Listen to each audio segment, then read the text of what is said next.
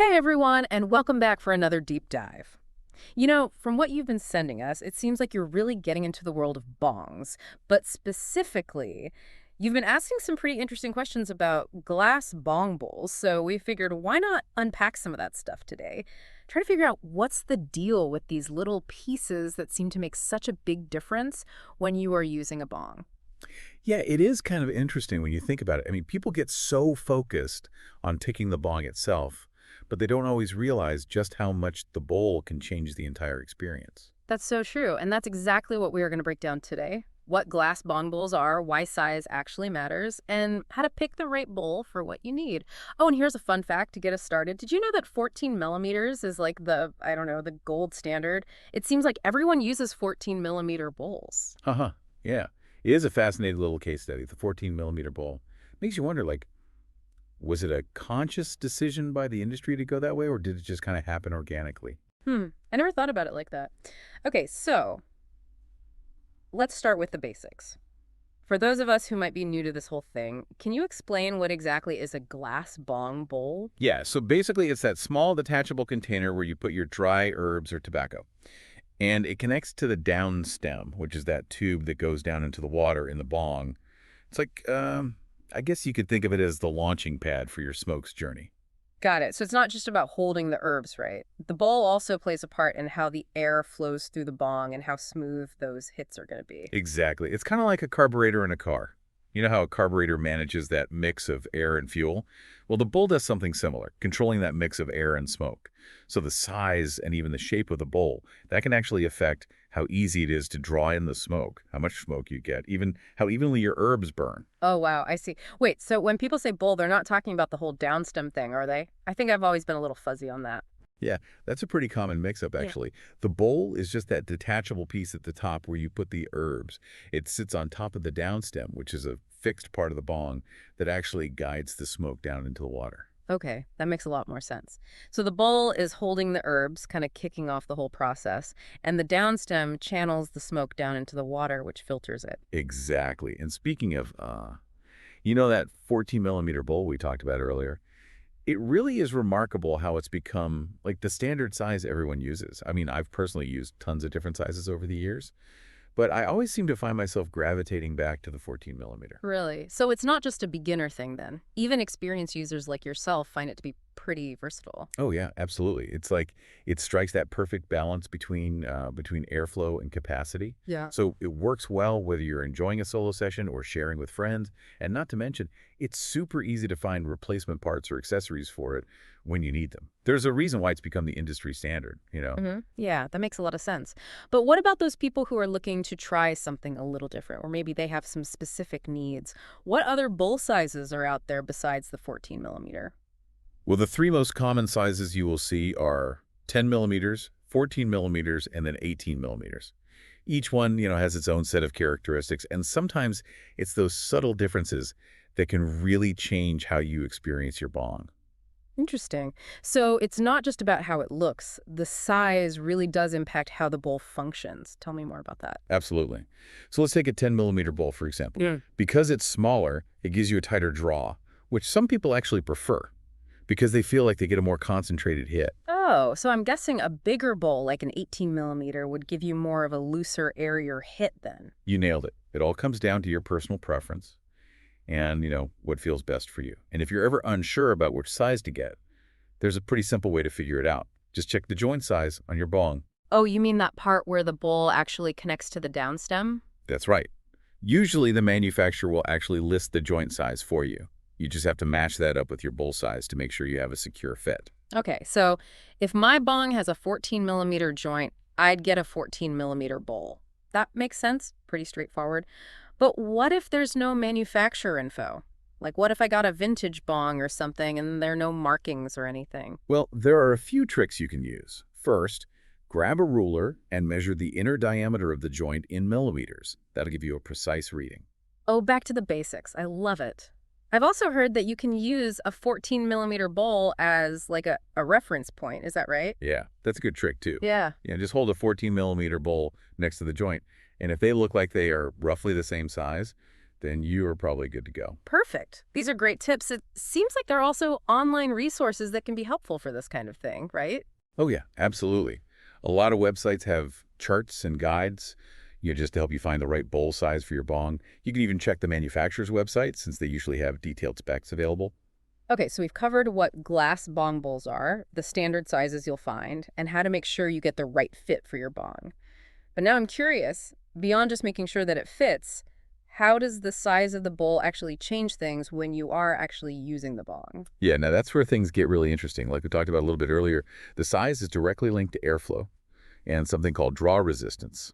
Smaller bowls, like those 10 millimeter ones, tend to create a tighter draw. It's almost like when you're sipping through a straw, you have to pull a bit harder, but you get a more concentrated experience. So I guess the bigger 18 millimeter bowl is more like drinking from a wide mouth glass, less resistance. Exactly. And it really comes down to preference. Some people enjoy that tight, concentrated hit, while others prefer a smoother, easier draw. And then there's another key factor, the amount of herbs you can fit in the bowl. Oh, right, capacity. So a smaller bowl might be better for solo sessions or quick breaks, and then a larger bowl would be good for group sessions or those longer smoking experiences. That's the idea. Like a 10 millimeter bowl might only hold a pinch, which is perfect for a quick solo hit. Yeah. While an 18 millimeter, that lets you pack enough for multiple rounds or for sharing with friends. Wow.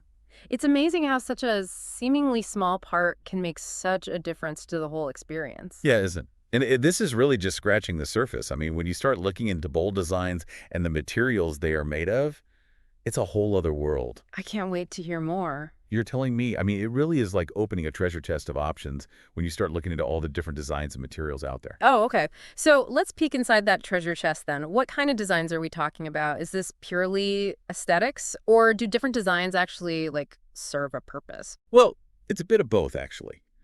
Some design elements are definitely there just for looks, but others can seriously impact how the bowl functions.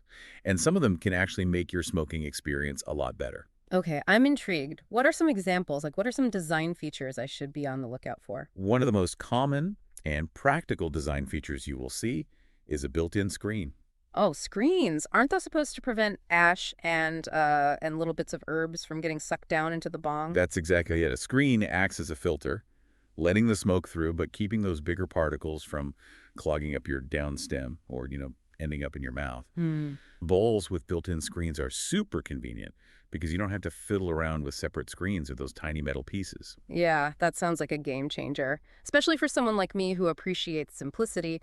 Anything else that can kind of enhance the experience? Absolutely. Another interesting design element you'll see is the shape and depth of the bowl. Like some bowls are designed with a deep conical shape, while others are more shallow, like a dish. Oh, so it's not just the diameter of the bowl that matters. The shape and depth also play a part. Precisely. A deeper bowl, for example, it can hold more herbs. So it's great for those longer sessions or when you're smoking with a group. But it might need a bit more heat to make sure all the herbs are burning evenly. That makes sense. What about the shallower ones then? Well, those tend to heat up more quickly and evenly, which makes them perfect for quick solo sessions or when you're using a finer grind of herb. It's almost like choosing a coffee filter, right? You'd use a different one depending on how much coffee you're making and how strong you want it. That's a great analogy. Different bowl designs really do cater to different preferences and smoking styles, just like with coffee filters. Haha. Oh, yeah? And we haven't even talked about the different materials used to make bong bowls. Oh, right. I was just thinking about that. We've been talking about glass bowls this whole time, but are there other materials out there that people use? Yeah, well, glass is definitely the most common and generally the preferred material for bong bowls. You might also see bowls made from metal, ceramic, or even wood. Wait, hold on. A wooden bong bowl? I've never even heard of that. What are the pros and cons of using these different materials? Well, each material has its own set of characteristics and considerations. Glass, for instance, is really popular because it's durable, heat-resistant, and has a neutral flavor. It's also super easy to clean and doesn't hold on to any odors or residues. Those are definitely some big advantages. I'm not surprised that glass is the go-to for most bong enthusiasts. Now, with metal bowls, usually made from stainless steel or titanium, they are known for being incredibly durable, and they are excellent heat conductors. They heat up fast and can handle high temps without cracking or breaking. Wow, that's impressive. But are there any drawbacks to using metal? One thing to keep in mind is that metal can sometimes give a slight metallic taste to the smoke, which some people find off-putting. I can see how that would be a problem. It's like when you're cooking and you use metal utensils versus wooden ones. The material can subtly change the flavor of the food. Exactly. Huh? Okay, so ceramic bowls are another popular choice. People love them for their aesthetics and how well they retain heat. They can keep your herbs burning nice and evenly for longer. Well, that sounds good. But what about durability? Aren't ceramic bowls a bit more delicate than glass or metal? You're right to be careful with those. They could be a bit more fragile than other materials, so handle with care. Okay, good to know. And what about those wooden bowls you mentioned earlier? Well, those are more of a niche choice, often used in traditional smoking setups, or sometimes just for their unique aesthetic appeal. They can add a natural, earthy flavor to the smoke. But they do require some special care and seasoning to prevent them from cracking or burning. So many options. It's incredible how something as simple as a bowl can have so many variations and nuances. It really is. And I think this highlights a really important point. Choosing the right bong bowl isn't just about finding one that fits.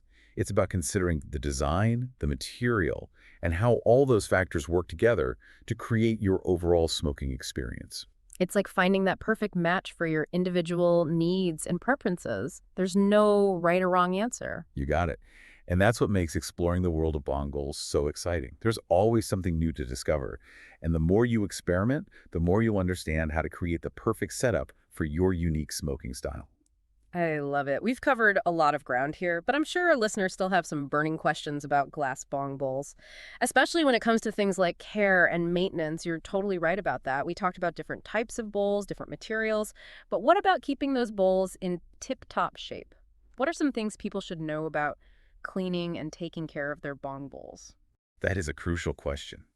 I mean, just like any smoking equipment, proper care and cleaning, it can really make a difference in how long your bowl lasts and how enjoyable those sessions are. Okay, so let's start with the basics. How often should you be cleaning your bong bowl? Like, is this a daily thing, a weekly ritual, or something you can kind of put off for a while? A good rule of thumb is to give it a good clean after every few uses, or if you're not smoking as often, at least once a week. This helps prevent that resin buildup, which, not only affects the taste, but it can also restrict airflow and make it harder to pull. Okay, makes sense. So keeping it clean is key. But what's the best way to actually clean a hong bowl? Are there any secret cleaning solutions or tricks that I should know about? Well, the good news is that cleaning a glass bong bowl is pretty straightforward. One of the most effective ways is to just soak the bowl in a mixture of isopropyl alcohol and salt. Yes, the classic isopropyl alcohol and salt trick. I've heard that works wonders for cleaning all sorts of smoking accessories. Why is that so effective? It's a pretty simple combo, but it gets the job done. The alcohol acts as a solvent, breaking down the resin and grime that sticks to the bowl. Hmm. And then the salt acts as a gentle abrasive, helping to scrub away any of that stubborn residue. So it's like a 1-2 punch. So what's the best way to actually soak the bowl? Are there any tips for getting into those hard to reach spots? A super easy method is to just grab a Ziploc bag or a small container, fill it with that alcohol and salt solution, and then just completely submerge the bowl. Let it soak for a few hours, or even overnight if it's really dirty. And after that, I'm guessing a good rinse with hot water will do the trick. Exactly. Rinse it well with hot water to get rid of any of that leftover alcohol or salt. You can also use a pipe cleaner or even a cotton swab to get any stubborn bits that are still clinging on. Oh, good tip. Soaking, rinsing, and a little scrubbing action if needed. Sounds easy enough. But what about preventing that resin buildup in the first place? Any advice on how to keep my bowl cleaner for longer? One habit that's really helpful is to just give your bowl a quick rinse with hot water after each use. It just helps flush away any loose resin or debris before it hardens and becomes difficult to remove. It's like doing the dishes right after dinner, right? Much easier than letting them sit overnight and having to scrub away at caked-on food. Exactly. Another thing that can help is using a screen in your bowl. We talked about those earlier, and they're great because they not only stop those bigger particles from passing through, but they can also reduce the amount of residue that builds up in the bowl. Screens are a must-have then. Okay, so we've covered cleaning and prevention. Now, what about troubleshooting? What are some of the common issues people run into with their bong bowls, and how can they fix them? Well, one thing that can happen sometimes is the bowl becoming loose or wobbly on the downstem. This can happen over time, just from wear and tear, or if the bowl wasn't the correct size to begin with. Ugh, yes, I've definitely experienced that wobbly bowl problem before. It's so annoying, and it can really mess with the airflow. Like, you can't get a good hit at all. Exactly. But luckily, there's an easy fix for that. You can use a bong bowl adapter or a silicone grommet to create a tighter seal between the bowl and downstem. So those adapters and grommets aren't just for using different size bowls. They can also be used to stabilize a loose one. Yep, they are multi-purpose. Another common issue is a clogged bowl. This can happen if you're using finely ground herbs or if it's been a while since you last cleaned your bowl. If you're finding it hard to pull through the bowl, it might be a sign that it needs a good cleaning. Okay, noted. Clogged bowl equals time for a cleaning. What if you're in a bind and don't have time for a full cleaning? Are there any quick fixes? You can try using a toothpick or a small poker tool, just to gently clear out any packed down herbs or debris that might be blocking the airflow. But be careful not to scratch the glass. Got it. Gentle probing, not aggressive digging. Makes sense. What about broken bowls? Is there any coming back from a shattered bowl, or is it straight to the trash bin? Unfortunately, once a glass bong bowl is broken, it's usually done for. But the good news is that bowls are pretty inexpensive and easy to replace. Just make sure that new bowl matches the size of your bong's joint. That's good to know. Bowls are replaceable, but knowledge is forever, right? I feel like we've really equipped our listeners with a solid understanding of glass bong bowls today. Any final words of wisdom before we wrap up? You know, if there's one key takeaway from our deep dive today, it's that understanding those little details about bong bowls can really make a difference in your smoking experience. It's not just about finding a bowl that fits. It's about experimenting with different sizes, designs, and materials to discover what you like best and what works for your own personal smoking style. I love that. Find that perfect bowl that just makes every session enjoyable. Yeah, and I'm curious to hear what our listeners discover as they explore the world of bong bowls. No, that's a great point. We'd love to hear your thoughts, your tips, any funny stories you have. Feel free to share your bong bowl wisdom with us on social media or in the comments. Until next time, happy smoking and may your bowls always be clean and your hits always be smooth.